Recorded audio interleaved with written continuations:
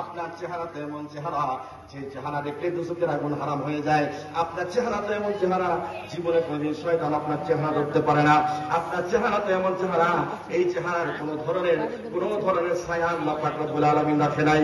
আপনার চেহারা তো এমন চেহারা, মানুষ কাবার দিকে ফিরে নামাজ পড়ে, কাবার দিকে ফিরে মানুষ ইক্তেদা করে, কিন্তু আপনার চেহারা তো এমন চেহারা, খুদ কাবা আপনার চেহারার জন্য পাগল হয়ে গিয়েছে, দেওয়ানা হয়ে গিয়েছে।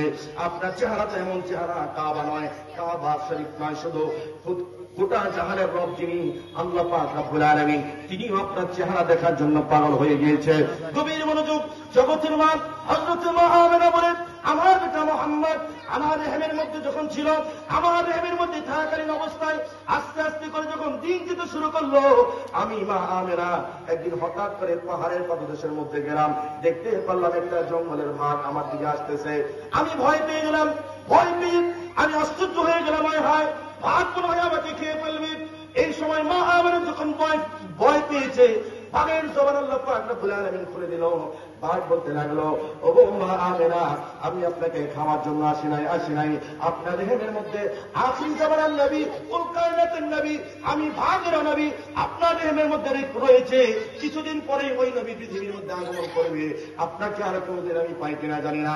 আমি চলে এসেছি আপনার কদমের মধ্যে একটু চুমু দিয়া আমার জীবন যৌবনকে ধন্য করার জন্য। জোরে বলুন সুবহানাল্লাহ।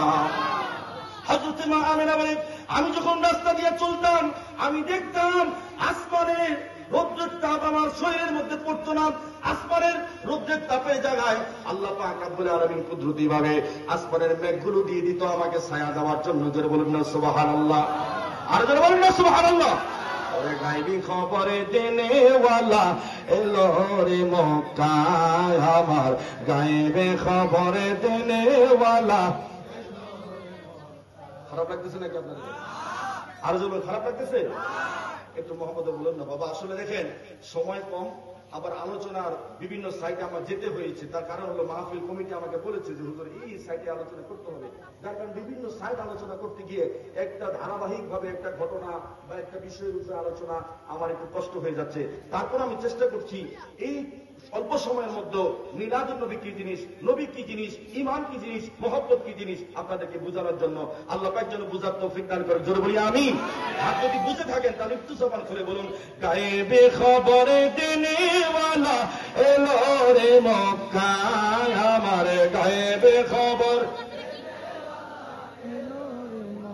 যার নাম শুনিলে চমকে উঠি, নাম শুনিলে চমকে উঠি, দিল বেকারার হয়ে যায়।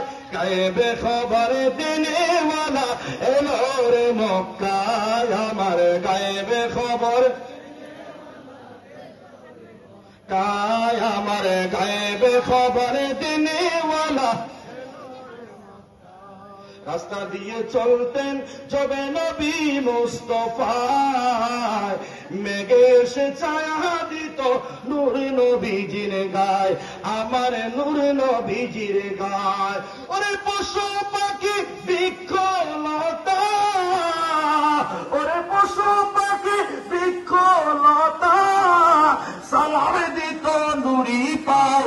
গায়েবে খবর দেনেওয়ালা বলুন, গায়েবে খবর দেনেওয়ালা যার নাম শুনিলে চমকে উঠি, নামে শুনিলে চমকে উঠি, দিল বেকারার হয়ে যায়।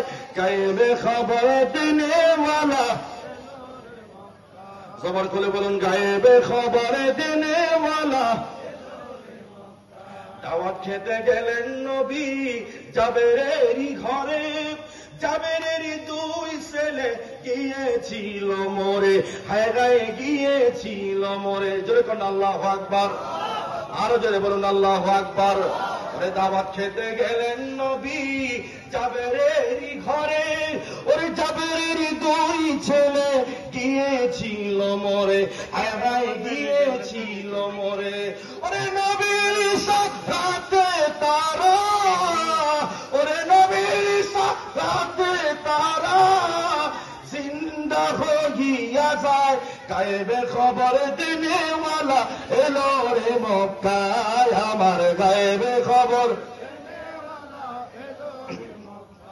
গভীর মনোযোগ আমার বন্ধুরা, জগতের মা হযরতে মা আমেনা বলেন, আমার বেটা মোহাম্মদ যখন আমার রেহেমের মধ্যে ছিল, আস্তে আস্তে করে যখন 9 মাস হয়ে গেল, 9 মাস হয়ে যাওয়ার পরে আমি হঠাৎ করে দেখতে পারলাম আব্দে মান্নাফের কন্যাদের মতো লম্বা লম্বা সুদর্শন 4 জন মহিলা আমার ঘরের মধ্যে প্রবেশ করলো। ঘরের মধ্যে প্রবেশ করার পরে তাদের হাতের মধ্যে এক ধরনের পানি ছিল, হাতের মধ্যে একটা পেয়ালা ছিল, রূপার পেয়ালা, পানি ছিল এক ধরনের, এটা দুধের মতো দেখা যায়, আবার মধুর মতো দেখা যায়, এক ধরনের পানি। এই পানিটা আমার পেটের মধ্যে মালিশ করে দিল, দেওয়ার সাথে সাথে আমার সব ধরনের কষ্ট দূর হয়ে গেল। আমি জিজ্ঞাসা করলাম, আপনারা কারা, আপনাদের পরিচয় কি, আপনারা কোথায় থেকে এসেছেন, আমার ঘরের মধ্যে কিভাবে প্রবেশ করেন, আমি তো দরজা জানালা খুলি নাই। তারা জবাব দিল, আমরা দুনিয়ার সাধারণ কোন মহিলা নয়, আমরা জান্নাত থেকে এসেছি। কিছুক্ষণের মধ্যে আখিরি জামানার নবী, যেই নবীর কারণে আমার আল্লাহ পাক রব্বুল আলামিন তামাম জাহান কুল কায়নাত সৃষ্টি করেছেন, ওই নবী কিছুক্ষণের মধ্যে পৃথিবীর মধ্যে তাশরীফ আনবেন, আগমন করবেন। ওই নবীকে ইস্তেকবাল জানানোর জন্য, ওই নবীকে হালান সাহালান মারহাবাত জানানোর জন্য, ওই নবীর মিলাদ নবী করার জন্য জান্নাত থেকে আমার আল্লাহ পাক রব্বুল আলামিন আমাদেরকে আপনার হুজরা মুবারকের মধ্যে পাঠিয়েছে। জোরে বলুন সুবহানাল্লাহ। মা আমেনা বলেন, আপনাদের পরিচয় কি? বললে আমাদের পরিচয় হলো, একজন হলো হযরতে মা হাওয়া আলাইহিস সালাতু ওয়াস সালাম, যিনি হযরতে আদম আলাইহিস সালামের স্ত্রী, আমাদের আদি মাতা। আরেকজনের নাম হলো হযরতে মারইয়াম আলাইহিস সালাতু ওয়াস সালাম, যিনি হলো হযরতে ঈসা আলাইহিস সালাতু ওয়াস সালামের আম্মা জান। আরেকজনের নাম হলো হযরতে আসিয়া আলাইহিস সালাতু ওয়াস সালাম, যিনি হলো ফিরআউনের স্ত্রী ছিলেন। আরেকজনের নাম হলো হযরতে সারা আলাইহিস সালাতু ওয়াস সালাম। এরকম ভাবে আরেক বর্ণায় অন্যজনের নাম আসছে। বন্ধুরা আমার, 4 জন ঘরের মধ্যে প্রবেশ করলো। ঘরের মধ্যে প্রবেশ করার পরে হযরতে বিবি মা আমেনা আলাইহিস সালাতু ওয়াস সালাম তিনি অবাক হয়ে গেলেন, চিন্তা করে গেলেন। আর মা আমেনাকে বলল, চিন্তা করার কোনো কারণ নাই, টেনশন করার কোনো কারণ নাই, আমরা আপনার হুজরা মুবারকের মধ্যে এসেছি আপনার খেদমত করার জন্য। জোরে জোরে বলুন না সুবহানাল্লাহ। জান্নাত থেকে নবীর মিলাদুন নবীর জন্য, নবীর আগমনের জন্য আমার আল্লাহ যদি জান্নাত থেকে মা হাওয়াকে পাঠাইতে পারে, জান্নাত থেকে যদি হাজরাতে আসিয়াকে, সারাকে, যদি মারইয়ামকে যদি পাঠাইতে পারে ঈদ মিলাদুন নবী করার জন্য, আমরা নবীর আশিক হইয়া, আমরা নবীর প্রেমিক হইয়া, আমরা নবীর উম্মত হইয়া নবীর মিলাদুন নবী করতে চাই কি চাই না? জোরে বলুন, চাই কি চাই না? নারায়ে তাকবীর।